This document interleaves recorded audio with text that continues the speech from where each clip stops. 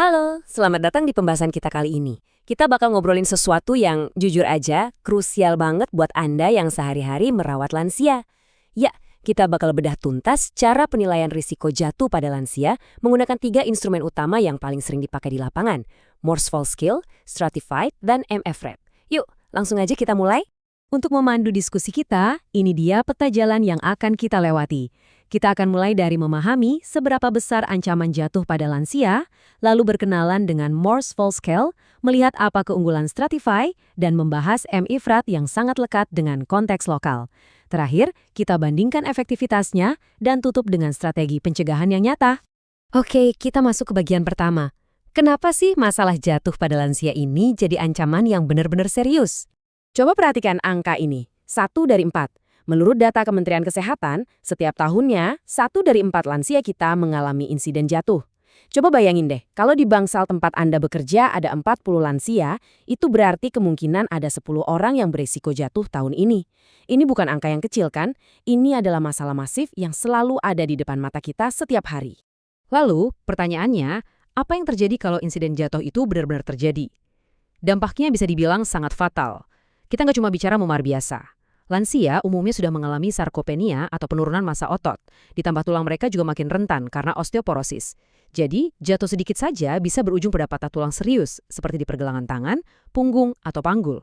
Ujung-ujungnya, mereka bisa kehilangan kemandirian fisik secara drastis dan kualitas hidupnya menurun tajam. Makanya pencegahan jatuh itu bukan sekedar SOP biasa, tapi kewajiban absolut dalam perawatan geriatri.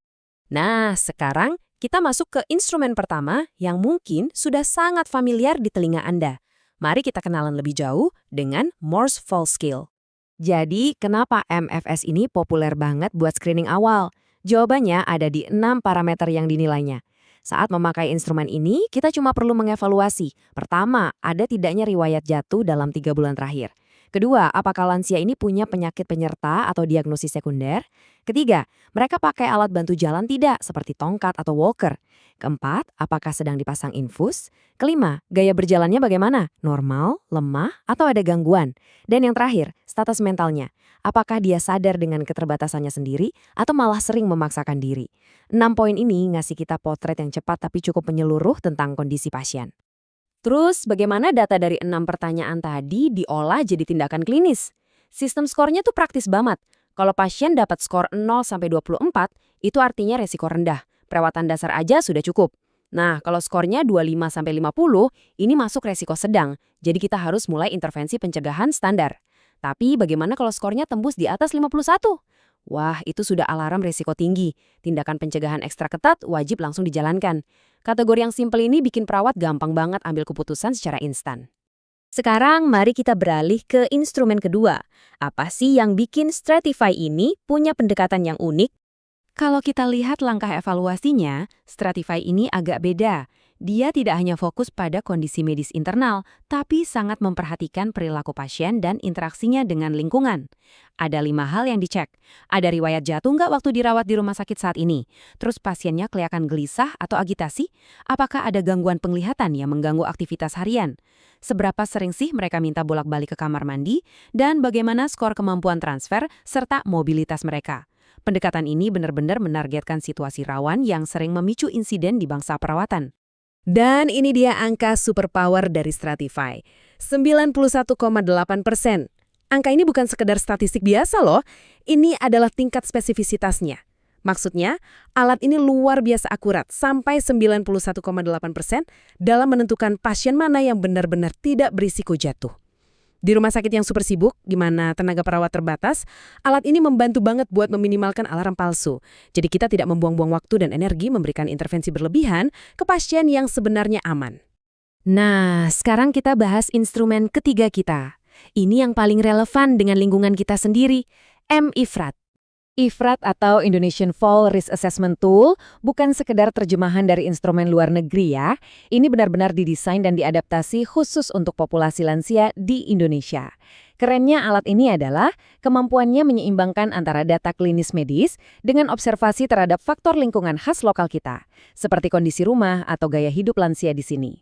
Singkatnya, IFRAT ini jadi semacam jembatan penting yang menghubungkan standar medis global dengan realitas keseharian lansia kita. Lalu, pertanyaan terbesarnya, Dari ketiga alat ini, mana yang lebih baik? Yuk, kita bandingkan statistiknya secara langsung. Kalau kita jejerkan datanya, kelihatan banget ada pertukaran keunggulan dari masing-masing instrumen. MFS punya sensitivitas yang lumayan tinggi di 80%. Ini bikin MFS cocok banget dipakai untuk screening awal yang sifatnya luas. Di sisi lain, Stratify itu juaranya spesifisitas, nyaris 92%. Jadi dia paling pas untuk menghindari salah diagnosis atau false positif. Terus bagaimana dengan MIFRAD? Nah, dia ini memberikan jalan tengah yang stabil. Sensitivitas 69% dan spesifisitas hampir 71%. Kombinasi yang lumayan seimbang untuk diterapkan di fasilitas kesehatan lokal. Biar lebih gampang membayangkannya di lapangan, saya kasih analogi sederhana ya. Bayangkan MFS itu seperti jaring lebar. Karena sangat sensitif, hampir semua orang yang mungkin berisiko jatuh akan tertangkap jaring ini. Risikonya, beberapa yang aman mungkin ikut terjaring. Di sisi lain, bayangkan Stratify sebagai filter presisi. Ia menyaring dengan sangat ketat, meloloskan pasien yang benar-benar tidak berisiko, jadi perawat gak perlu repot melakukan pengawasan ekstra yang tidak perlu. Paham tentang perbedaan konsep jaring dan filter ini tuh kunci untuk menentukan sistem keselamatan pasien di tempat kerja Anda. Oke, kita masuk ke bagian terakhir. Karena sebaik apapun penilaian resiko, tidak akan ada gunanya kalau tidak dilanjutkan dengan pencegahan. Menurut panduan praktis dari Kementerian Kesehatan, ada beberapa langkah penting untuk bikin lingkungan yang aman bagi lansia. Pertama, pastikan pencahayaan ruangan selalu cukup. Kedua, segera amankan kabel atau barang-barang berserakan yang bisa bikin tersandung. Jauhkan juga karpet atau keset yang licin, terutama di dekat kamar mandi. Jangan lupa pasang pegangan tangan yang kuat di area tangga dan toilet. Anjurkan pemakaian alas kaki anti-slip dan, yang tak kalah penting, taruh barang-barang kebutuhan mereka di tempat yang mudah dijangkau, sehingga mereka tidak perlu berjinjit atau membungkuk terlalu jauh. Sebagai penutup, saya mau mengajak Anda merenungkan pertanyaan ini. Instrumen mana sih yang paling pas buat diaplikasikan di fasilitas kesehatan tempat Anda bekerja? Apakah Anda lebih butuh jaring lebar dari MFS, butuh filter presisi dari Stratify, atau pendekatan kultural dari MIFRAD? Menilai risiko jatuh itu bukan cuma rutinitas mengisi formulir ya, tapi ini soal menyelamatkan kualitas hidup dan kemandirian lansia. Pikirkan baik-baik kondisi fasilitas Anda dan mulailah gunakan instrumen yang tepat hari ini juga.